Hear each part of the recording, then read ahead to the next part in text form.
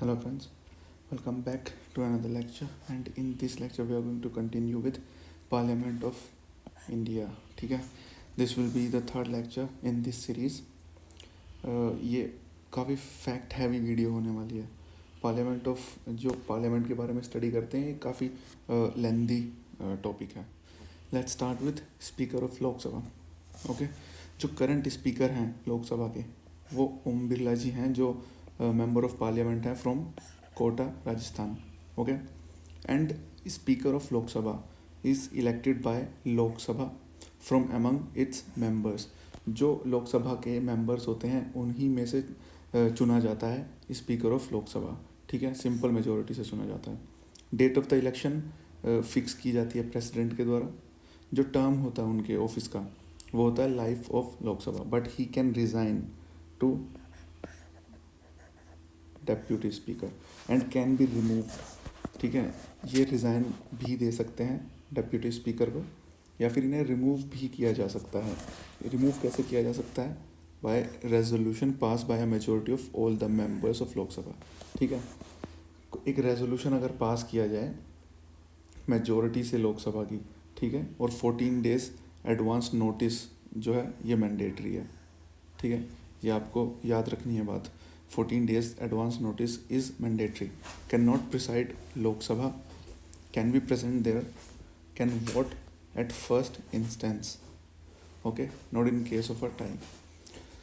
जब उन्हें रिमूव करने का मोशन टेबल किया जाता है तो he can not preside Lok Sabha, can be present there and can vote at first instance, not in a case of a tie. ठीक है, वो फर्स्ट इंस्टेंस पे वोट कर सकते हैं, लेकिन अगर टाई हो जाता है, टाई ब्रेकर के रूप में वो वोट नहीं कर सकते हैं अगर उन्हें इम्पीच करने का, अगर उन्हें रिमूव करने का रेजोल्यूशन रखा गया है लोकसभा के अंदर तो. ठीक है, he is the head of the Lok Sabha. Decision in all parliamentary matters are final. जो भी ये डिसीजन लेते हैं पार्लियामेंट्री मैटर्स में वो फाइनल होंगे. सोर्सेज ऑफ हिज पावर, जो इनकी पावर के सोर्सेज हैं, इन्हें कहाँ कहाँ से पावर मिलती है? Constitution of India, rule of procedure and conduct of business of Lok Sabha, parliamentary conventions. ठीक है, तो इन 4 जगह से इन्हें पावर मिलती है. इस पोस्ट को पावर दी गई है इन 4 जगह से. ये डायरेक्ट क्वेश्चन पूछा जा चुका है ऑलरेडी. ठीक है, maintains order and decorum in the house, final interpreter of the provisions of constitution of India. Final interpreter होंगे ये सभी प्रोविजंस के जो हमारे कॉन्स्टिट्यूशन में गिवन है. Rules of procedure and conduct of business of Lok Sabha and the parliamentary precedents within the house. ठीक है, तो इन सभी के ये फाइनल इंटरप्रेटर होंगे. एडजर्न द हाउस और suspends the meeting when no quorum. जब कोरम नहीं होगा, कोरम 1/10 मेंबर्स हैं. ठीक है, अगर कोरम मीट नहीं करता है तो एडजर्न भी कर सकते हैं या फिर सस्पेंड भी कर सकते हैं हाउस को. ओके, और कास्टिंग वोट इनके पास होता ही है. Can only exercise when there is a tie. अगर टाई हो जाता है किसी मामले पे तो इनके पास कास्टिंग वोट होता है. मतलब तब ये डिसाइड करते हैं कि इनका वोट डिसाइड करता है किस फेवर में डिसीजन लिया जाएगा. ठीक है, टाई ब्रेकर के रूप में इनका वोट यूज़ किया जाता है एज अ कास्टिंग वोट. ठीक है, लेकिन अगर इन्हें रिमूव करने का मोशन पास किया गया लोकसभा में तब उस केस में ये कास्टिंग वोट यूज़ नहीं कर सकते हैं, but he can vote at first instance. ठीक है, आई होप आपको ये समझ आ गया है. Now he presides over a joint sitting. Joint sitting को भी प्रिसाइड कौन करता है? Speaker of Lok Sabha. Okay, he can allow a secret sitting. Secret sitting भी अलाउ कर सकते हैं हाउस की at the request of the leader of the house. अगर लीडर रिक्वेस्ट करते हैं सीक्रेट सिटिंग के लिए तो जो स्पीकर ऑफ लोकसभा है वो अलाउ कर सकते हैं सीक्रेट सिटिंग के लिए भी. He decides whether a bill is a money bill और नॉट. स्पीकर ऑफ लोकसभा ही डिसाइड करते हैं कोई बिल मनी बिल है या नहीं, और इनका डिसीजन फाइनल होता है. ठीक है, he decides the disqualification of a member on grounds of defection. Defection ground पे अगर किसी मेंबर को डिस्क्वालीफाई करना होता है तो स्पीकर ऑफ लोकसभा का जो डिसीजन होता है वो फाइनल होता है, ठीक है। लोकसभा के केस में ही हम अभी ये स्टडी कर रहे हैं। जो स्पीकर ऑफ लोकसभा होते हैं वो एक्स ऑफिशियो चेयरमैन भी होते हैं इंडियन पार्लियामेंट्री ग्रुप के, जो एक लिंक है किस किस के बीच में, parliament of India and various parliaments of the world, ठीक है। जो इन दोनों के बीच का जो लिंक है उनके एक्स ऑफिशियो चेयरमैन भी होते हैं, you have to remember this. Ex officio chairman of the conference of presiding officers of legislative bodies in the country. Ex officio chairman भी होते हैं ये किसके, कॉन्फ्रेंस के of presiding officers of legislative bodies, ठीक है। Chairman of all parliamentary committees of Lok Sabha, chairman of business advisory committee, the rules committee and the general purpose committee, इन सभी कमिटीज़ के चेयरमैन भी होते हैं स्पीकर ऑफ लोकसभा, ठीक है। अब इतनी बड़ी पोस्ट है तो इनका इम्पार्शियल होना बहुत ज़रूरी है, इंडिपेंडेंटली काम करना बहुत ज़रूरी है। ये कैसे अचीव किया जाए, ये अचीव कैसे किया गया है हमारे कॉन्स्टिट्यूशन में, वो देखते हैं एक बार। Speaker of Lok Sabha has been provided with the security of tenure, इन्हें टेन्योर की सिक्योरिटी प्रोवाइड की गई है। He can only be removed by a resolution pass by Lok Sabha by effective majority, ठीक है। अगर इफेक्टिव मेजोरिटी से रेजोल्यूशन पास कराया जाए लोकसभा में तो केवल तभी इन्हें रिमूव किया जा सकता है। इफेक्टिव मेजोरिटी मतलब greater than 50% of the total strength excluding vacancies, ठीक है। अगर वैकेंसीज को हटा दिया जाए और तब बाकी जो सीट्स हैं उनके ग्रेटर देन 50%, ठीक है, वो होता है इफेक्टिव मेजोरिटी। अगर इफेक्टिव मेजोरिटी से इन्हें रिमूव किया जाए केवल और केवल तभी इन्हें रिमूव किया जा सकता है। Resolution can be considered and discussed only if it has at least support of 50 members. इन्हें रिमूव करने का जो रेजोल्यूशन है वो तभी डिस्कस किया जा सकता है जब कम से कम 50 मेंबर्स का सपोर्ट हो सके, ठीक है। ये प्रोसीजर भी काफ़ी इंपॉर्टेंट है, जैसे impeachment of president, impeachment of जज of supreme court, high court, वैसे ही impeachment of speaker of Lok Sabha, ये भी बहुत इंपॉर्टेंट है, ठीक है। इनकी जो सैलरी है वो कंसोलिडेटेड फंड ऑफ इंडिया से आती है, not subjected to the annual vote of parliament, can cast vote one a time. अब देखिए इनके पास केवल कास्टिंग वोट ही होता है। कास्टिंग वोट के अंदर इम्पार्शियलिटी के चांस जो हैं वो बढ़ जाते हैं, ठीक है। मतलब कास्टिंग वोट अगर आपके पास होगा तो केवल और केवल आप जब टाई होगा तभी वोट करेंगे, ठीक है। अगर लोकसभा स्पीकर ऑफ लोकसभा के पास ये पावर होती कि वो फर्स्ट इंस्टेंस में भी वोट कर सकते हैं तो उनके पार्शल होने का चांस थोड़ा बढ़ जाता, right. And he place at 7th rank along with chief justice of India. Invariably speaker come from ruling party, ये हम सभी को पता है कि जो स्पीकर ऑफ लोकसभा है वो रूलिंग पार्टी से ही आते हैं। But Somnath Chatterjee being the speaker in UPA 1 was an exception. Somnath Chatterjee ये सीपीआई से थे, कम्युनिस्ट पार्टी ऑफ इंडिया, और 2004 से 2009 ये स्पीकर ऑफ लोकसभा रहे हैं, ओके। सीपीआई से थे लेकिन गवर्नमेंट यूपीए की थी, तो ये एक एक्सेप्शन था Somnath Chatterjee, okay. Deputy speaker of Lok Sabha, now deputy speaker of Lok Sabha is elected by Lok Sabha itself from amongst its members, ठीक है। अब डेप्यूटी स्पीकर जो होते हैं उन्हें भी लोकसभा के अंदर से ही चुना जाता है। After the election of the speaker, date of election fixed by speaker, ठीक है। स्पीकर की डेट कौन फिक्स करता है? President, right. और डेप्यूटी स्पीकर की डेट कौन फिक्स करता है? स्पीकर, ठीक है। ये रेजिग्नेशन जो देंगे वो स्पीकर को देंगे, स्पीकर अपना रेजिग्नेशन डेप्यूटी स्पीकर को देता है, right. He isn't subordinate to the speaker, directly responsible to the house. ये सबऑर्डिनेट नहीं होते हैं स्पीकर के और ये डायरेक्टली रेस्पॉन्सिबल होते हैं हाउस के, ठीक है। मतलब ये उनके अंडर काम नहीं करते हैं और ये डायरेक्टली रेस्पॉन्सिबल होते हैं हाउस के। Whenever he is appointed as a member of parliamentary committee, he automatically becomes its chairman, ठीक है। अगर इन्हें किसी पार्लियामेंट्री कमेटी का मेंबर बनाया जाता है तो ऑटोमेटिकली ये उसके चेयरमैन बन जाते हैं. When speaker presides over the house, deputy speaker is like any other member, can sit in the proceedings, vote on any question. Alright, जब स्पीकर जो कि लोकसभा के जो स्पीकर हैं जब वो प्रिसाइड कर रहे होते हैं हाउस को, तो deputy speaker is like any other member. ठीक है, can sit in the proceedings, vote on any question. Alright, till 10th Lok Sabha speaker जो चुने जाते थे वो रूलिंग पार्टी से होते थे, और जो डेप्यूटी स्पीकर होते थे वो भी रूलिंग पार्टी से होते थे. लेकिन सिंस 11th लोकसभा स्पीकर जो होते हैं वो रूलिंग पार्टी से होते हैं, और जो डेप्यूटी स्पीकर होते हैं वो मेन अपोजिशन पार्टी से चुने जाते हैं. ठीक है, और ये 17th जो है लोकसभा हमारे सेशन में है. आई होप आप सभी को ये पता होगा. No separate oaths for anyone. ठीक है, इन दोनों के लिए कोई सेपरेट ओथ नहीं होती है, नहीं लेनी होती है दोनों ही पोस्ट के लिए. Institution of Speaker and Deputy Speaker originated in India in 1921 under Government of India Act 1919. Okay, make sure you remember this. ये पहले कई बार इससे क्वेश्चन आ चुका है इस पॉइंट से. At that time स्पीकर जो होते थे वो प्रेसिडेंट होते थे, जो डेप्यूटी स्पीकर होते थे वो डेप्यूटी प्रेसिडेंट होते थे. टिल 1947 तक ये हिरार्की चली थी. Alright, now panel of chairpersons of Lok Sabha.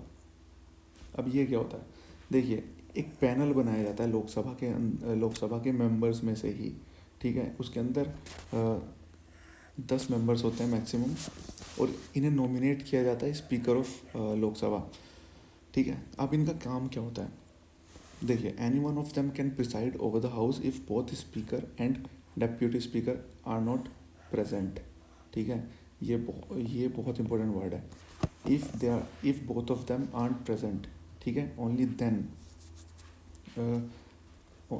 केवल इसी स्थिति में इनमें से किसी भी मेंबर को बोला जा सकता है प्रिसाइड करने के लिए हाउस को. ठीक है, अगर वैकेंट है सीट, ऑफिस ऑफ स्पीकर और डेप्यूटी स्पीकर इज वैकेंट, उस केस में प्रिसाइड नहीं कर सकते हैं. उस केस में प्रेसिडेंट जो होंगे वो तुरंत अपॉइंट करेंगे किसी को प्रिसाइड करने के लिए, और जो इलेक्शन होंगे वो एज सून एज पॉसिबल कराए जाएंगे. ठीक है, आई होप आप समझ गए होंगे, काफ़ी सिंपल ही है. एक पैनल होता है चेयरपर्सन्स का, 10 मेंबर्स हो सकते हैं मैक्सिमम, नॉमिनेट किए जाते हैं स्पीकर के द्वारा. अगर स्पीकर और डेप्यूटी स्पीकर दोनों ही प्रेजेंट नहीं है तो 10 मेंबर्स में से कोई भी प्रिसाइड कर सकता है उसको. लेकिन अगर जो पोस्ट है वो वैकेंट है, उस केस में प्रेसिडेंट अपॉइंट करता है किसी और को कि वो प्रिसाइड करें हाउस को, और फिर इलेक्शंस जो होंगे स्पीकर ऑफ लोकसभा के वो जल्दी से जल्दी होंगे. ठीक है, नाउ स्पीकर प्रोटेम, ये क्या होता है, जो प्रेसिडेंट होता है usually the senior most member को अपॉइंट करते हैं प्रोटेम स्पीकर. कौन, प्रेसिडेंट लोकसभा के अंदर. और स्टेट लेजिस्लेटिव असेंबली के अंदर ये काम गवर्नर के द्वारा किया जाता है. ठीक है, president himself administers oath to the speaker pro tem. Alright, और स्टेट लेजिस्लेटिव असेंबली में ये काम गवर्नर करते हैं. He has all the powers of a speaker, presides over the first sitting of the new elected Lok Sabha. ठीक है, यानी कि हर 5 साल बाद एक प्रोटेम स्पीकर बनाया जाता है. उसका काम क्या होता है, काम केवल और केवल ये होता है कि he administer oath to the new members. That's it. Enable the house to elect the speaker. When the new speaker is elected, office of speaker pro tem cease to exist.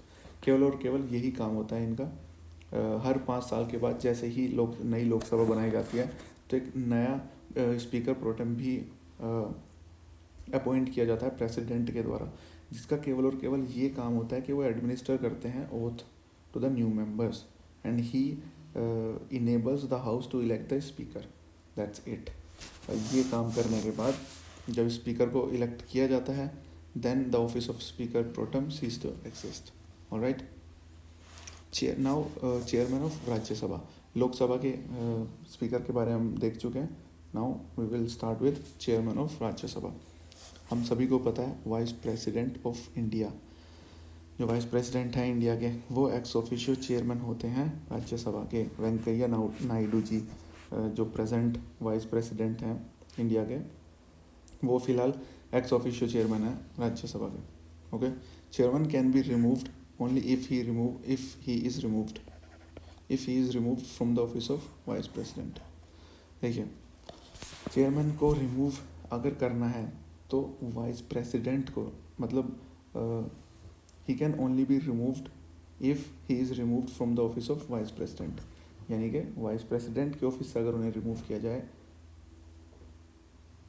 केवल और केवल तभी उन्हें रिमूव किया जा सकता है chairman of Rajya Sabha के पोस्ट से भी। Okay, powers are similar to the speaker but only speaker decides about the money bill and not speaker presides over and only speaker presides over joint sitting। देखिए, जो chairman है और जो speaker है उनकी पावर्स कुछ हद तक सेम होती है, लेकिन जो लोकसभा जो स्पीकर होते हैं लोकसभा के, केवल और केवल वही डिसाइड कर सकते हैं कि कोई बिल मनी बिल है या नहीं, ठीक है। और जॉइंट सिटिंग भी वही प्रिसाइड करते हैं, स्पीकर ऑफ लोकसभा, राइट। तो ये दो डिफरेंसेस हैं। Chairman is not a member of house. जो चेयरमैन होता है वो हाउस का मेंबर नहीं होता है, ठीक है। अब हाउस का मेंबर नहीं है तो जाहिर सी बात है उन्हें हाउस से रिमूव भी नहीं किया जा सकता है, इसीलिए उन्हें ऑफिस ऑफ वाइस प्रेसिडेंट से रिमूव कराया जाता है चेयरमैन के पद से हटाने के लिए, ठीक है। और वहीं पे स्पीकर जो होते हैं वो मेंबर होते हैं हाउस के, क्योंकि उन्हें मेंबर्स के बीच में से ही चुना जाता है, लोकसभा के मेंबर्स के बीच में से ही चुना जाता है स्पीकर को, ठीक है। Can only vote in case of tie, can not preside if resolution of his removal is under consideration, can take part in proceedings without voting, ठीक है। देखिए यहाँ पे क्या चेंज है, अगर चेयरमैन ऑफ राज्यसभा को रिमूव करने का रेजोल्यूशन टेबल किया गया है हाउस में, तो वो प्रिसाइड नहीं कर सकते हैं हाउस को, और सेम ही है स्पीकर ऑफ लोकसभा के पोस्ट में भी यही सेम है, ठीक है। लेकिन जो स्पीकर ऑफ लोकसभा है वो वोट कर सकते हैं एट फर्स्ट इंस्टेंस, ठीक है। लेकिन जो चेयरमैन है राज्यसभा के वो वोट नहीं कर सकते हैं, ना तो फर्स्ट इंस्टेंस पे वोट कर सकते हैं, ना फिर उनके पास कास्टिंग वोट होगा, ठीक है। Deputy chairman of Rajya Sabha, deputy chairman of Rajya Sabha अभी फ़िलहाल हैं हरिवंश नारायण सिंह जी, ठीक है। ये एमपी हैं जो बिहार को रिप्रेजेंट कर रहे हैं राज्यसभा में, ओके। और अभी हाल सितंबर में इन्होंने वॉइस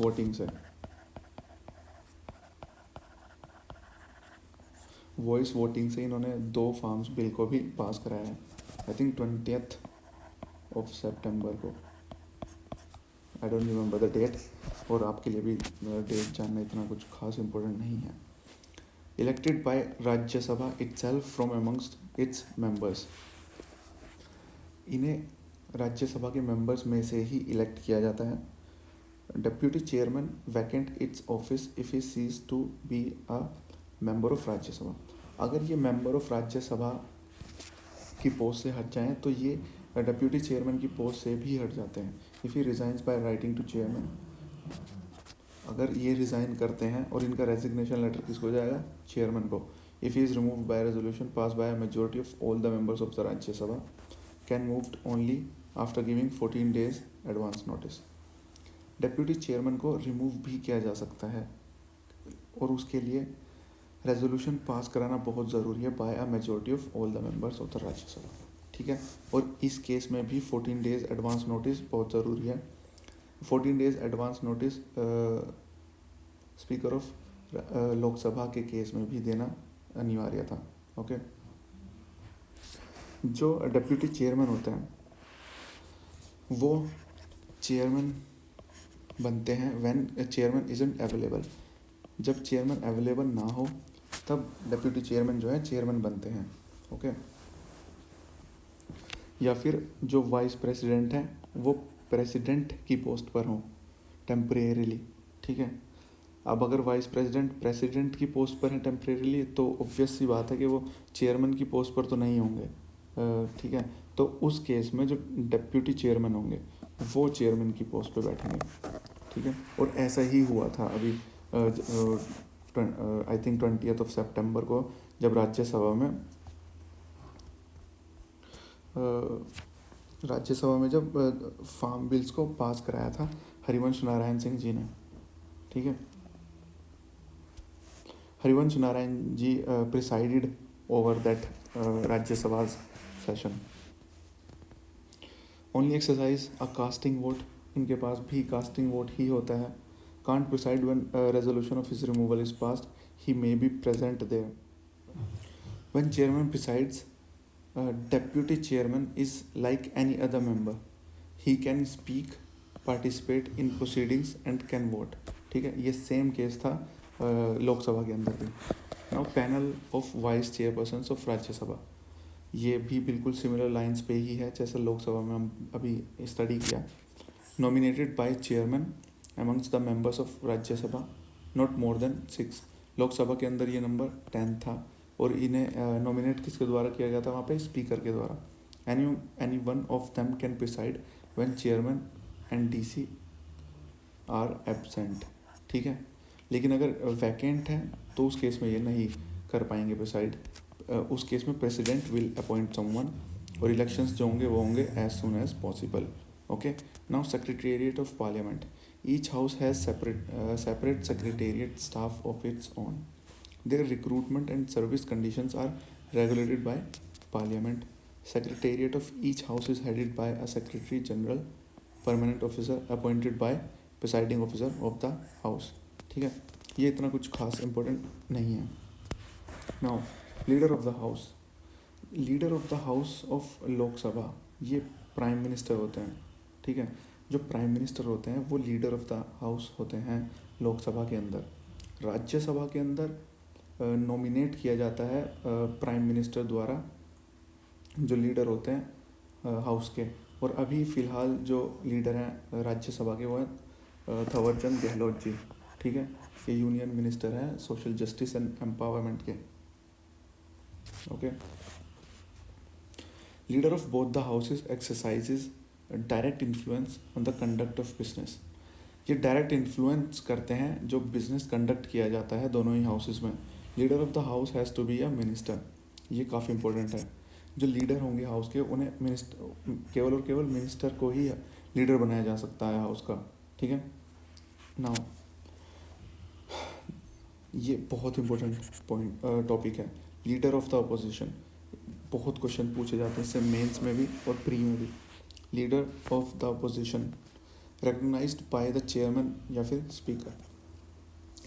देखिए जो लीडर होते हैं लार्जेस्ट अपोजिशन पार्टी के, having not less than 1/10 seats of the total strength of the house, ठीक है। दो कंडीशंस हो गई हैं, एक तो रिकॉग्नाइज किया जाए चेयरमैन और स्पीकर के द्वारा, दूसरा largest opposition party having not less than 1/10 seats, ठीक है। दो कंडीशंस हो गई हैं, you have to remember both of the conditions, ठीक है। स्टैट्यूटरी पोस्ट होती है mentioned in salary and allowances of leader of opposition in Parliament Act 1977, ठीक है। कॉन्स्टिट्यूशनैलिटी की हमने बात कर ली, कॉन्स्टिट्यूशन में ये कहीं गिवन नहीं है, ये पोस्ट स्टैट्यूटरी पोस्ट है। मेंशन की गई है salary and allowances of leader of opposition in parliament act 1977, ठीक है। कॉन्स्टिट्यूशन में इससे रिलेटेड कुछ भी मेंशन नहीं है, you have make sure you remember this. In Lok Sabha this is vacant right now. In Rajya Sabha Ghulam Nabi Azad जी जो हैं वो लीडर ऑफ अपोजिशन है राज्यसभा में। लोकसभा में ये सीट वैकेंट है। Main functions are to criticise the policies of the government and to provide an alternative government. Salary allowances जो होते हैं वो कैबिनेट मिनिस्टर्स के बराबर ही होते हैं। यूएसए के अंदर माइनॉरिटी लीडर भी बोला जाता है। ब्रिटिश जो ब्रिटेन है वहाँ पे बोला जाता है shadow cabinet by opposition party to balance the ruling cabinet and to prepare its members for future ministerial offices, ठीक है। India didn't have a leader of opposition till 1969 तक इंडिया के पास लीडर ऑफ अपोजिशन जैसी कोई भी post नहीं थी, ठीक है, अब बात करते हैं इसकी सिग्निफिकेंस की। ये सारे पॉइंट्स बेसिकली आपको हेल्प करेंगे कोई आंसर राइटिंग के अंदर। अगर इससे रिलेटेड कोई क्वेश्चन आता है तो वहाँ पे आप लिख सकते हैं significance of leader of opposition. Now shadow prime minister भी बोला जाता है लीडर ऑफ अपोजिशन को, ठीक है। Expected to be ready to take over if the government falls. अगर गवर्नमेंट गिर जाती है तो एक्सपेक्ट किया जाता है कि लीडर ऑफ अपोजिशन को रेडी रहना चाहिए टेक ओवर करने के लिए। He plays a crucial role in bringing neutrality to the appointment in institutions of accountability and transparency like CBI, Chief Information Commission, Lokpal etc. देखिए, जो बहुत इम्पोर्टेंट जो पोस्ट्स होती हैं उन्हें जब अपॉइंट किया जाता है तो एक कमेटी बनाई जाती है। उस कमेटी के अंदर भी लीडर ऑफ ओपोजिशन का नाम शामिल होता है। लीडर ऑफ ओपोजिशन भी हेल्प करते हैं ऐसी महत्वपूर्ण पोस्ट्स के लिए। महत्वपूर्ण पोस्ट्स के लिए किसी पर्सन का जब चुनाव होता है तो उस कमेटी में लीडर ऑफ अपोजिशन का भी काफ़ी अहम रोल होता है, तो उसके लिए भी ये काफ़ी इम्पोर्टेंट है, ठीक है। Main functions are to criticise the policies of the government and to provide an alternative government. Alright, तो ये सिग्निफिकेंस है लीडर ऑफ अपोजिशन की। Make sure you remember all these points. Now एक बहुत इम्पोर्टेंट टॉपिक है whip system. इसके बारे में बात करते हैं। This will be the last topic of this lecture. Okay, now what is whip? First of all, it is not mentioned in the constitution और rules of house of parliamentary statute. Okay, every political party has its own whip, serves as an assistant floor leader. देखिए, ये serve करता है as an assistant floor leader. He और she ensures the attendance of his party members in large numbers and securing their support in favor or against a particular issue। देखिए, जो whip होता है वो एक गाइडलाइन जारी करता है अपने मेंबर्स के लिए और उन्हें बताता है कि हमें किस इशू के सपोर्ट में वोट देना है या किस इशू के अगेंस्ट में वोट देना है, ठीक है। तो ये बेसिकली एक मैनेज करता है मेंबर्स को, ठीक है। Members are supposed to follow the direction given by the whip.